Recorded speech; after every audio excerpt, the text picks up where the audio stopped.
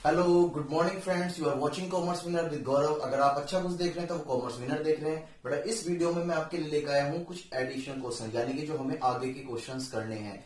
Last video में हम current ratio का बेसिक इन्फॉर्मेशन क्या होता है, थ्योरेटिकल कंसेप्ट समझ चुके थे, फॉर्मूला समझ चुके थे, किस किस के बीच की रिलेशनशिप को बताता है करंट रेशियो, वो भी हम सीख चुके थे। ठीक है, करंट एसेट्स हमने देखी थी, करंट लायबिलिटीज हमने देखी थी, हाउ टू कैलकुलेट और किस तरह से उसके अंदर हम क्या क्या चीज कंसीडर कर सकते हैं। तो आज मैं इसी वीडियो को सेकंड पार्ट में लेकर आया हूं कि हमें क्वेश्चंस करने हैं। क्या करने हैं? क्वेश्चंस। जरा ध्यान से देखते हैं। तो मेरे पास एडिशन 2019 का है, 2020 का अवेलेबल नहीं है मेरे पास। ठीक है, तो आप उसके अकॉर्डिंग देख सकते हैं। कंसेप्ट वही है, बस क्वेश्चन थोड़े चेंज हो सकते हैं। क्वेश्चन कहता है compute current ratio from the following information. आपको जो इंफॉर्मेशन दे रखी है इसकी हेल्प से आपको क्या कैलकुलेट करना है? Current ratio. जैसे क्वेश्चंस में करंट रेशियो आपसे पूछा गया है तो दिमाग में एकदम आता है सर करंट एसेट्स को अगर हम डिवाइड करेंगे करंट लायबिलिटी से तो हमारा करंट रेशियो कैलकुलेट हो जाएगा। तो सबसे मेन इंपॉर्टेंट हमारे लिए इंफॉर्मेशन क्या रेलिवेंट है? हमारे लिए इंफॉर्मेशन चाहिए करंट एसेट्स और करंट लायबिलिटीज। ठीक है, तो यहां पर क्वेश्चंस में देखते हैं क्या इंफॉर्मेशन है। टोटल एसेट्स दे रखी है, जरा ध्यान से देखिए इस बात को। टोटल एसेट्स, टोटल एसेट्स का मतलब समझते हो क्या होता है? टोटल एसेट्स का मतलब होता है कि जब फिक्स एसेट्स और करंट एसेट्स को हम जोड़ देते हैं तब जन्म होता है किसका?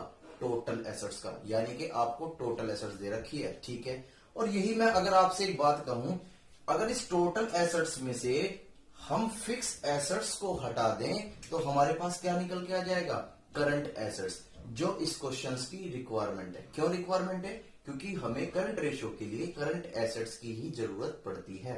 ये बात क्लियर हो गई? ठीक है, चलो फिर दे रखी है फिक्स एसेट्स। ओहो, तो सर ऐसा करेंगे हम तो टोटल एसेट्स में से फिक्स एसेट्स लेस कर देंगे। वेरी गुड, अगर आप ऐसा सोच रहे हो तो बिल्कुल सही सोच रहे हो। ठीक है, फिर लिखा हुआ है नॉन करंट लायबिलिटीज। ध्यान से बेटा, अगर इसकी ये लिखा होता ये तो ये क्या हो जाती? Current liabilities. लेकिन करंट से पहले नॉन वर्ड लग गया तो इसका मतलब ये वो लायबिलिटी है जो आपकी करंट नहीं है, यानी कि ये लॉन्ग टर्म लायबिलिटी है जिसकी पेमेंट हमें 1 साल के बाद करनी है। क्लियर हो गया बात?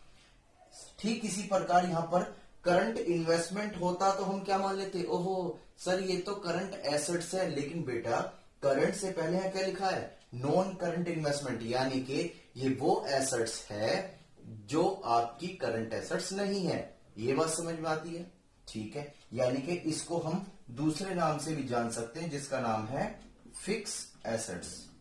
सर समझिए, शेयर होल्डर फंड्स, यानी कि जो कंपनी के अंदर शेयर होल्डर्स होते हैं, यानी कि जो कंट्रीब्यूट करते हैं कंपनी की कैपिटल में, कुछ पैसा देते हैं, उनके लिए फंड बनाया गया है। क्या है उनका? जो उन्हीं से रिलेटेड सारी अमाउंट रखी गई होगी बिजनेस में, जिसे बोलते हैं शेयर होल्डर फंड। ठीक है, ये बात समझ आती है? इस इंफॉर्मेशन से हम कैलकुलेट करने वाले हैं किसको? करंट रेशियो को। Please keep my video continue. अब इसे सॉल्व करते हैं हम जरा। चलिए फ्रेंड्स देखते हैं उसका जो क्वेश्चन नंबर 2 है उसका सॉल्यूशन किस तरह से करना है। मैंने आपको बताया था करंट रेशियो में रिक्वायरमेंट होती है करंट एसेट्स की और करंट लायबिलिटीज की। ठीक है, तो सबसे पहले हमने फॉर्मूला पुट कर दिया। ठीक है, फिर यहां पर एक छोटा सा एक वर्किंग नोट लिया जिसमें हमें क्या कैलकुलेट करना है? Compute current assets. ठीक है, जरा ध्यान से देखते हैं। मैंने आपको बताया था टोटल एसेट्स जब बनती है वो किस तरह से बनती है? जब उसमें फिक्स एसेट्स यानी कि लॉन्ग टर्म एसेट्स भी और साथ में करंट एसेट्स, जब दोनों को हम एग्रीगेट कर देते हैं यानी कि टोटल कर देते हैं तब आपकी बन जाती है टोटल एसेट्स। ठीक है, तो हमें लेकिन क्वेश्चंस की रिक्वायरमेंट के हिसाब से करंट एसेट्स चाहिए, तो हम क्या करें सर कि टोटल एसेट्स में से फिक्स एसेट्स जो आपकी लॉन्ग टर्म एसेट्स होती है, ठीक है, उसको क्या कर देते हैं? लेस कर देते हैं। मैं उम्मीद करता हूं कि ये सारी एसेट्स आपने 11th में पढ़ चुके होंगे। ठीक, तो फिक्स एसेट्स को मैंने इसमें से लेस किया। साथ में जो मैंने आपको बताया इसके आगे नॉन करंट इन्वेस्टमेंट लिखा है। अगर ये करंट इन्वेस्टमेंट होता तो ये आपकी करंट एसेट्स ट्रीट करा जाता, लेकिन जब क्वेश्चन ने बस इसका नाम बदल दिया, करंट से पहले क्या लिख दिया? नॉन। इसका मतलब ये आपकी वो एसेट्स है जो करंट एसेट्स नहीं है, ठीक। तो हमने इसको भी इसमें से क्या कर दिया, लेस कर दिया। तो जब टोटल एसेट्स में से हमने वो पोर्शन हटा दिया जो फिक्स एसेट्स का है, तो जो बचेगा वो तो वही बचेगा ना जो करंट एसेट्स है। हाँ सर, वही बचता है। तो बस ये हमारी रिक्वायरमेंट थी, ये हमने कैलकुलेट कर दिया इसमें, ठीक है। फिर आपको अगर फिर निकालना है हमें सेकंड पॉइंट में करंट लायबिलिटीज। अगर आपको अपना बचपन याद हो तो याद करो वो बातें कि हमें टीचर ने पढ़ाया था कि जो बैलेंस शीट होती है, जितनी ही एसेट्स होती हैं उतनी ही आपकी क्या होती हैं, लायबिलिटीज होती हैं। ये पढ़ाया था आपको, क्यों होती है, ये 11th का पार्ट था, डिस्कस कर चुके हैं, ठीक है। क्या पढ़ाया था आपने कि जितनी भी आपकी एसेट्स हैं उतनी ही आपकी क्या होती हैं, लायबिलिटीज। तो मुझे एक बात बताओ, हमें क्या कैलकुलेट करना है, करंट लायबिलिटीज, ठीक है। तो जब भाई टोटल एसेट्स 5 लाख रुपीस की है तो टोटल लायबिलिटीज भी कितनी की होगी, ध्यान से। जब टोटल एसेट्स 5 लाख की है तो टोटल लायबिलिटी भी कितनी होगी, सर ऑब्वियसली 5 लाख की होगी, क्योंकि दोनों सेम होते हैं, ठीक है। तो हमने देखो क्या किया, टोटल एसेट्स ही ले ली, कितनी, 5 लाख रुपीस की, ठीक है। अब इसमें से हमने वो लायबिलिटीज लेस कर दी जो आपकी लॉन्ग टर्म है। लॉन्ग टर्म का मतलब क्या है, जिनकी पेमेंट 1 साल के बाद करनी है, यानी कि जो आपकी करंट लायबिलिटीज नहीं है, ठीक। तो हमने नॉन करंट लायबिलिटीज को क्या कर दिया, इसमें से लेस कर दिया।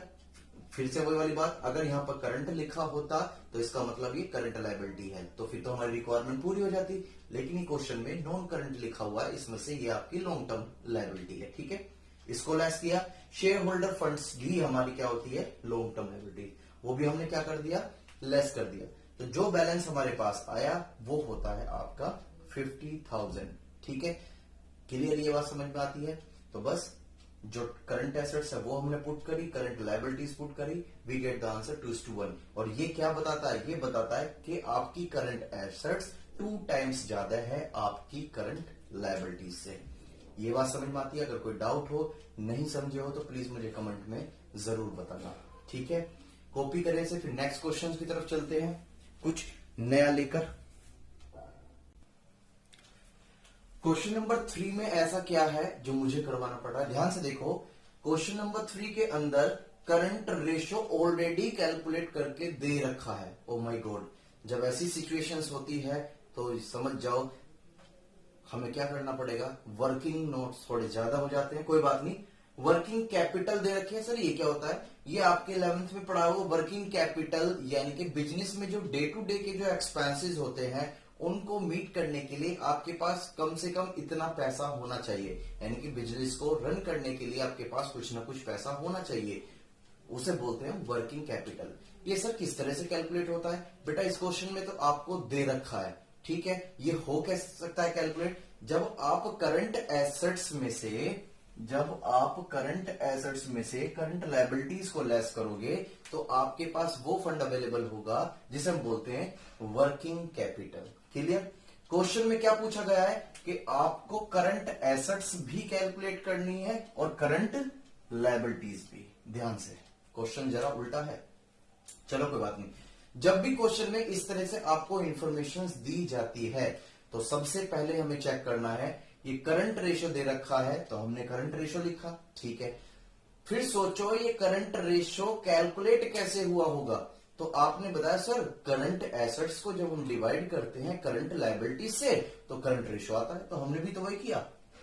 2.5 is equal to current assets divide by current liabilities.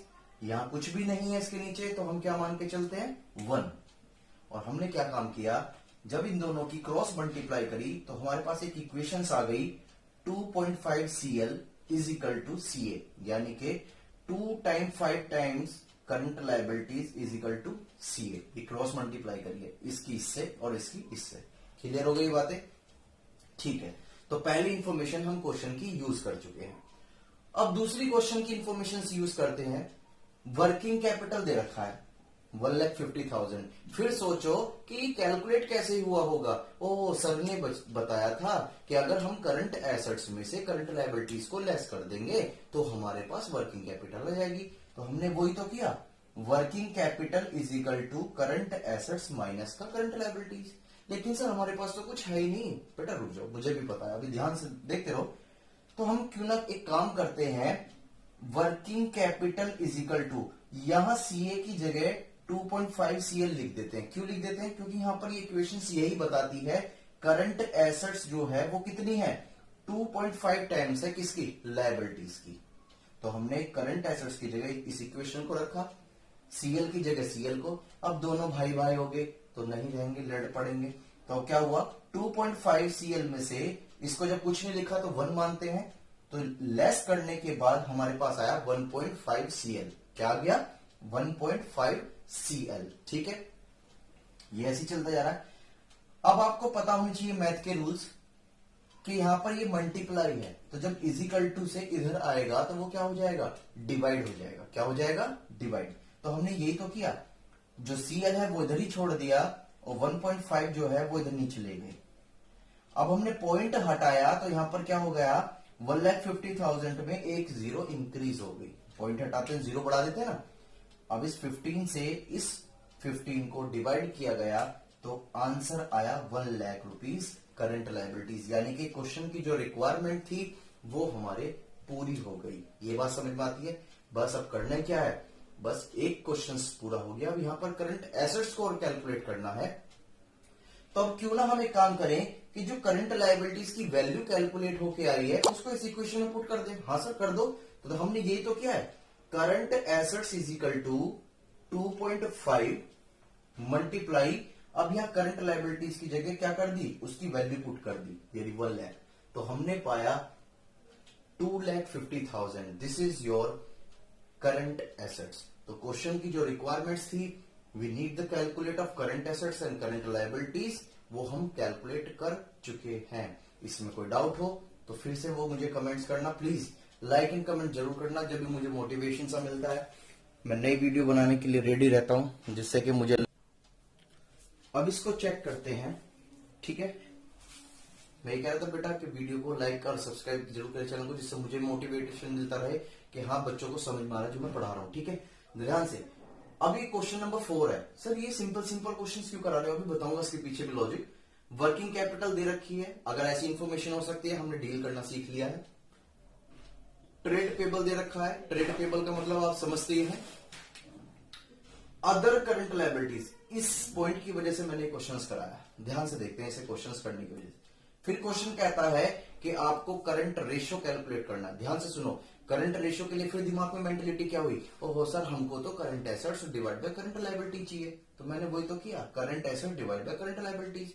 ओ जब हमारे पास ये दोनों इंफॉर्मेशन आ जाएगी तो हम आंसर फाइंड कर लेंगे। ठीक है, तो मैंने लिखा कंप्यूट करंट लायबिलिटीज। अब जरा ध्यान से देखो बेटा, अगर मैं इस वर्ड को हटा दूं, ये अदर लिखा हुआ है, बस यहां ये ही रखूं करंट लायबिलिटी, तो पता है इसका मतलब ये है कि बिजनेस में जो टोटल करंट लायबिलिटी है वो यही है।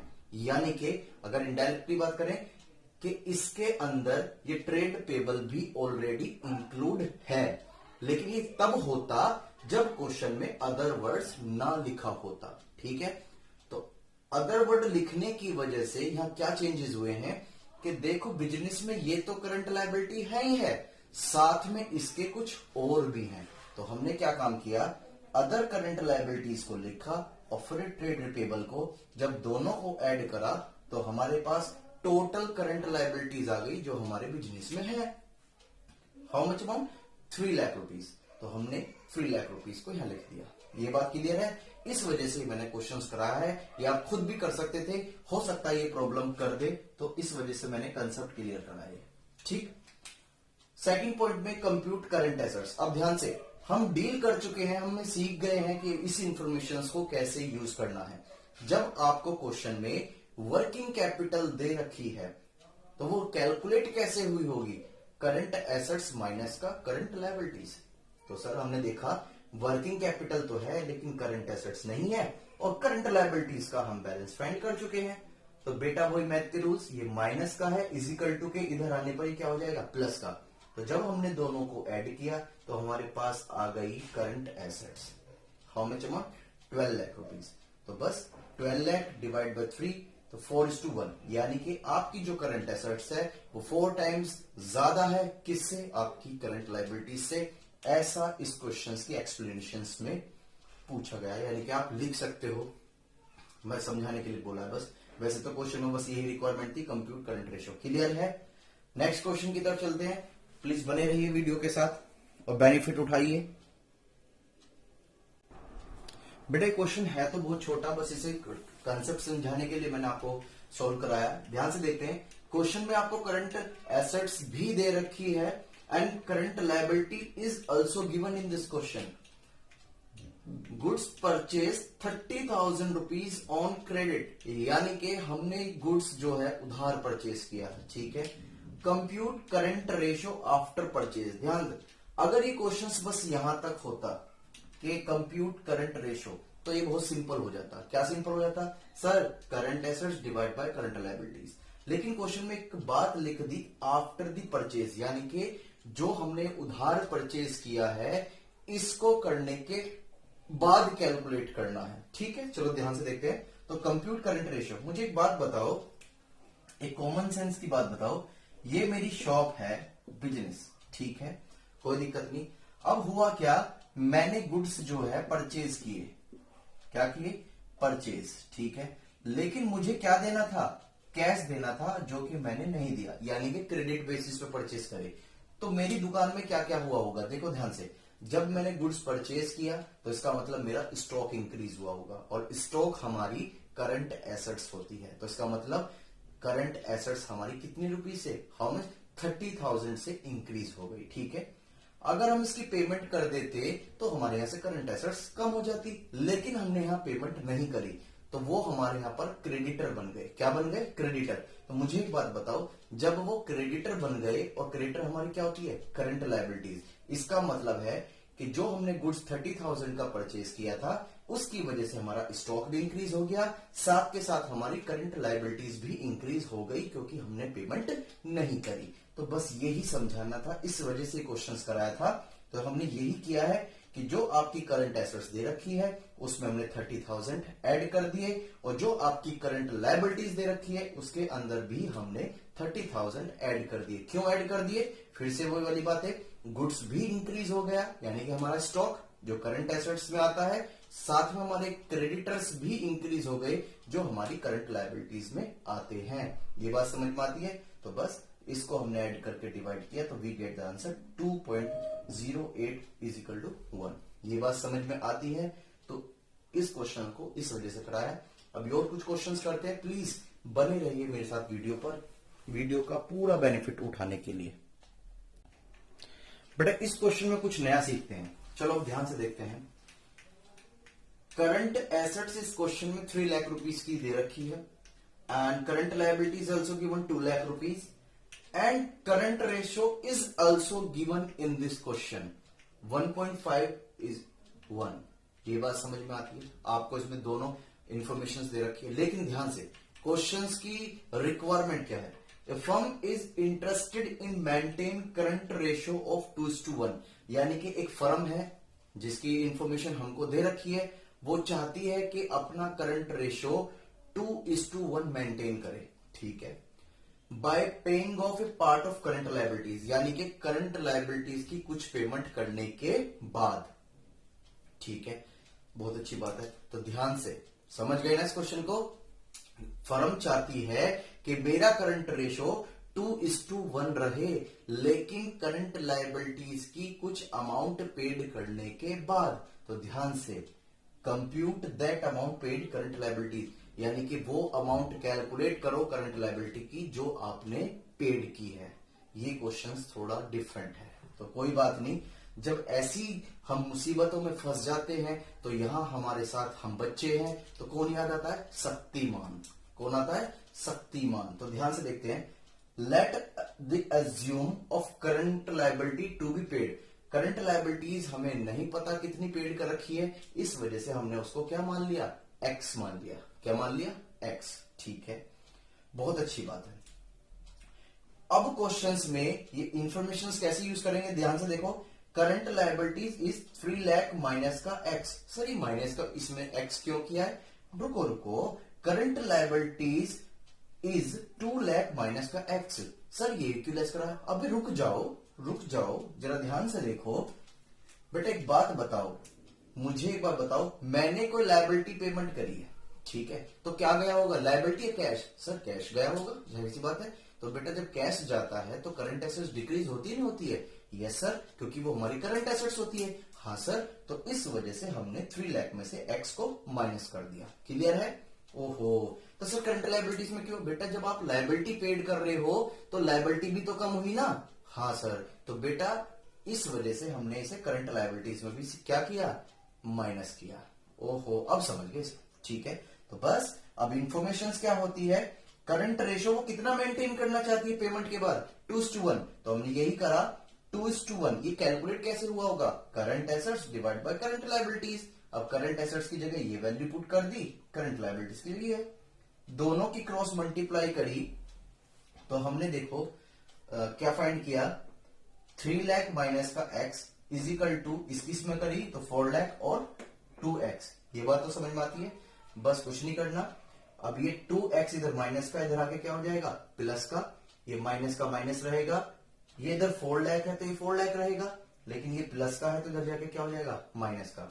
तो x is equal to 1 lakh, यानी कि 1 लाख वो अमाउंट है लायबिलिटीज की जो हमने पेमेंट कर दी है। इस टाइप के क्वेश्चंस भी आ सकते हैं और हमें आने चाहिए। ठीक है, कोई डाउट हो तो मुझे फिर बताना, रिपीट करके देख लेना। कोई भी इंफॉर्मेशन या कुछ समझ में नहीं आ रहा तो प्लीज कमेंट में जरूर बता दें, जिससे मैं नेक्स्ट वीडियो जब मैं अपलोड करूं उसमें ध्यान रखूं उस बातों का। आइए बेटा कुछ और सीखते हैं। Question number 15। सर डायरेक्टली 15 पे पहुंच गए? बेटा ध्यान से, कुछ क्वेश्चंस ऐसे हैं जो आपको होमवर्क करने हैं, लेकिन कुछ क्वेश्चंस आपको थ्योरेटिकल मिलेंगे।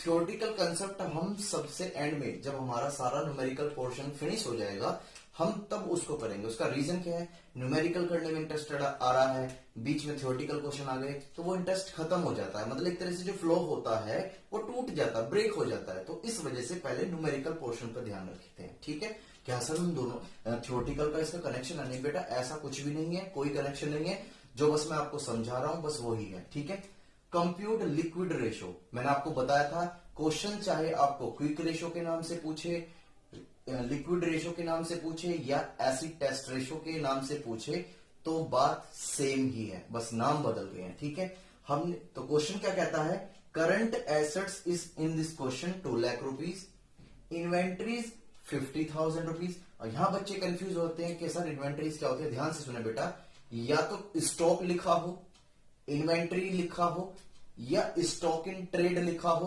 तीनों का मतलब सेम ही होता है, कुछ भी डिफरेंट नहीं है, बस नाम बदल दिए गए हैं। प्रैक्टिकली कुछ और होते हैं लेकिन थ्योरेटिकली यही माना जाता है। ठीक है, प्रीपेड एक्सपेंसेस जो हमने एडवांस में पेमेंट कर दी गई है 10,000, ट्रेड रिसीवेबल, ट्रेड रिसीवेबल भी मैं आपको बता चुका हूं बहुत तरीके से, and current liability is also given 70,000 rupees. Question आपसे कंप्यूट करवा रहा है लिक्विड रेशो। क्या कैलकुलेट करवा रहा है, लिक्विड रेशो।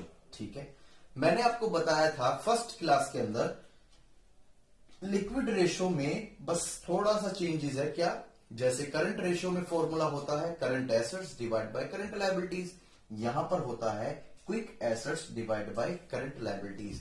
यानी कि क्विक एसेट्स वो एसेट्स जो जल्दी से जल्दी कन्वर्ट हो जाए कैश के अंदर। ठीक है, बहुत अच्छी बात है। चलो इसे करते हैं जरा क्वेश्चंस को।